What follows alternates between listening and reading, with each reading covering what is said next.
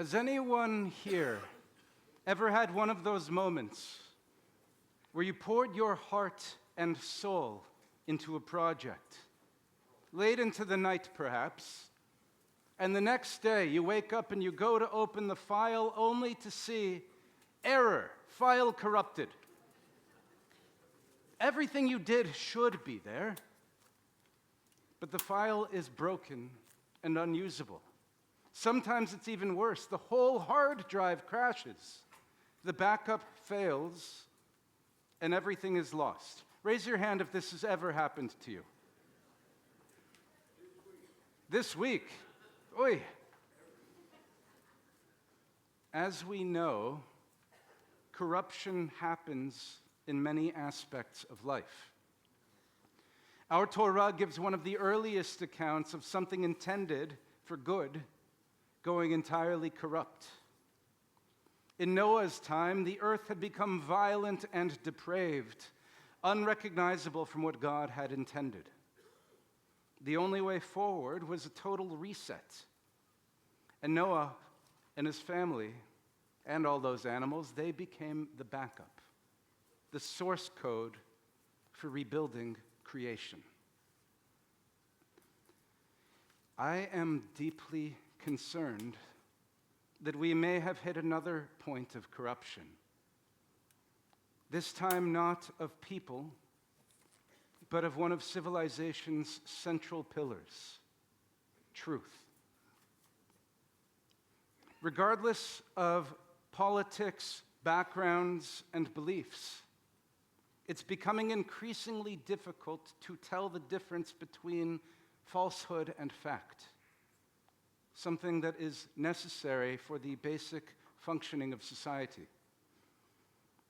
Israeli historian Yuval Noah Harari, in his book Nexus, describes how human civilization has always been shaped by information networks. The Torah itself was revolutionary, not just in giving us a foundational story, but in being accessible as a book, a shared identity built on shared ideas available to everyone. The rabbis pushed farther. Creation itself, they taught, was built with the letters of the Aleph Bet. God spoke the world into being and formed a reality run on words, argument, and interpretation. Harari writes, the rabbis maintained that the entire universe was an information sphere, a realm composed of words and running on the alphabetical code of the Hebrew letters. So much so that if Jews ever stop reading our texts and arguing about them, the universe will cease to exist. Human civilization rests on shared information, on stories, values, laws, and truths that we agree to hold together. This makes it so alarming that truth itself is becoming increasingly elusive. How many of us have clicked on an article? It came up in one of our online feeds, and it looked plausible. And then we discovered that it was entirely made up. While there have been journalists fabricating stories as long as there has been news media, the scale of fabrication and falsehood is far beyond anything that we have yet experienced. Once we could tell the difference between trusted sources and tabloids, then came the internet and social media, which brought more access to information and people than we ever thought possible, but also dangerously effective tools for bad actors. Conspiracy theories spread. Trolls and bots exploited algorithms to sow division. And now, with artificial intelligence, falsehood is produced en masse, sometimes appearing more convincing than actual truth. Honestly, when we find these false articles and sites in an internet search, can we actually tell whether they are real. I am no Luddite, to be clear. The internet has connected us remarkably, and AI has extraordinary potential. But its dangers are substantial. And the greatest one, the breakdown of our ability to communicate with common languages, common stories, and common truths. Harari argues that democracy depends upon shared information. In ancient Athens, democracy could only work in that ancient world because it was a small city-state, as information couldn't travel far. Mass media changed this, giving us the ability to have conversations across a country as vast as this one, thus allowing for democracy at a large scale. But today, with our fractured media, with our algorithmic feeds, we have lost that shared conversation. And he warns us. Democracy is a conversation, and conversations rely on language. By hacking language, computers could make it extremely difficult for humans to conduct a meaningful public conversation. And this is not theoretical. AI-generated content is already flooding the platforms we use every day, and if we can no longer distinguish authentic human thought from machine-generated content, how can we agree? How can we possibly agree on the basic essentials, like what's real? The rabbis of Pirkei Avot taught us that the world stands on three things: justice, peace, and truth. Without shared truth, the justice and peace which we need to live and thrive are in jeopardy. Without shared truth, or at least an agreed upon foundation for conversation, our trust, confidence, and support for our institutions, our leaders, our news sources, and each other, they're being eroded and undermined. Long ago, the rabbis understood that shared truth was essential. The Sanhedrin, the ancient council of rabbinic leadership, relied upon witnesses who had seen the first crescent of the new moon to determine the dates of our holy days. The Talmud tells of an account of Rabban Gamliel, the head of the Sanhedrin, accepting the testimony of two witnesses that the new moon had arrived, and accordingly they could now set Yom Kippur's date. But Rabbi Yoshua, he disagreed based on different testimonies, arguing for a different date for Yom Kippur. Of course, both could not be right, as Yom Kippur had to be observed by our entire people as one community. One truth had to be accepted.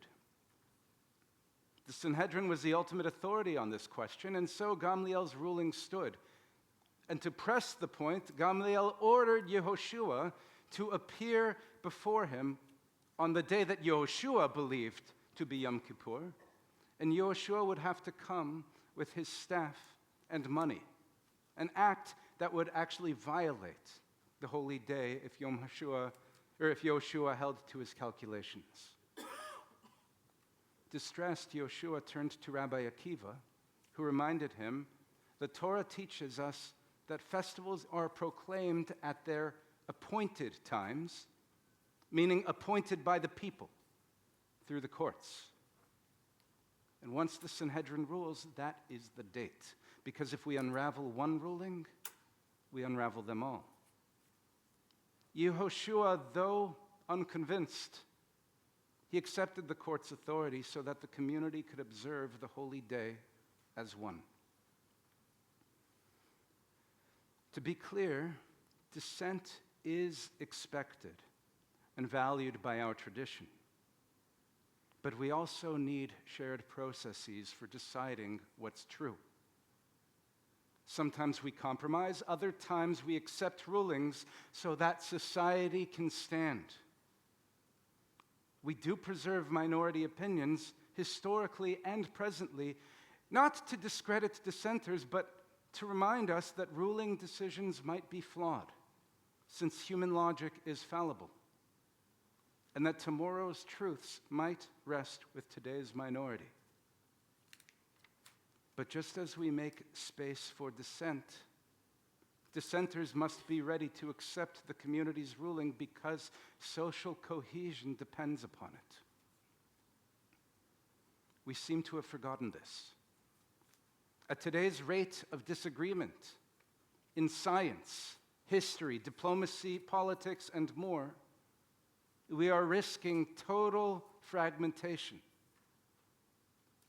A few years back, social psychology scholar and author Jonathan Haidt, in looking at the past decade of American life, wrote, "Something went terribly wrong, very suddenly.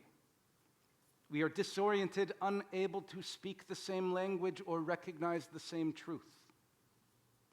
We are cut off from one another and from the past." He wrote these words 3 years ago, and sadly, they are just as valid, if not more so, today. When we gather on Yom Kippur, we do so not just to confess our private failings, but also our communal sins, to name and take in the ways that we have collectively broken that which holds us together. As part of society, each of us holds responsibility for that which goes wrong. Accepting this responsibility for that of which we are part, no matter how large or small our role, that's what Yom Kippur demands. We don't shy away. We don't deny culpability. We accept, we act, we do our best to change. Al chet shechatanu lefanecha, for the sins we have sinned before you, for choosing acceptance over critical thinking, for choosing tribes over the collective, for being stubborn rather than open, for accepting at face value rather than looking more deeply, for failing to challenge not only others, but ourselves too. We can keep going as we are, arguing that we alone are right, dismissing those who disagree, continuing to let algorithms feed us that which we want to hear. Or we can do tshuva and guide humanity, starting with us, back toward a time when, despite disagreements, we found ways to survive and thrive as one. We were not perfect by any means, but we held ourselves together. When we say Chadesh Yameinu Kikedem, we truly ask that we renew our days like those before. So how do we rediscover not only truth, but the value of seeking it in community? The answer is one that has always been central to Judaism: learning through conversation and debate.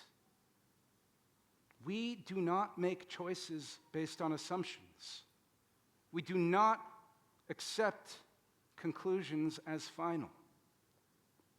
The Talmud, the great source of Jewish law and teaching, is not a law code, but a compendium of arguments, often contentious, but pursued b'shem shamayim, for heaven's sake.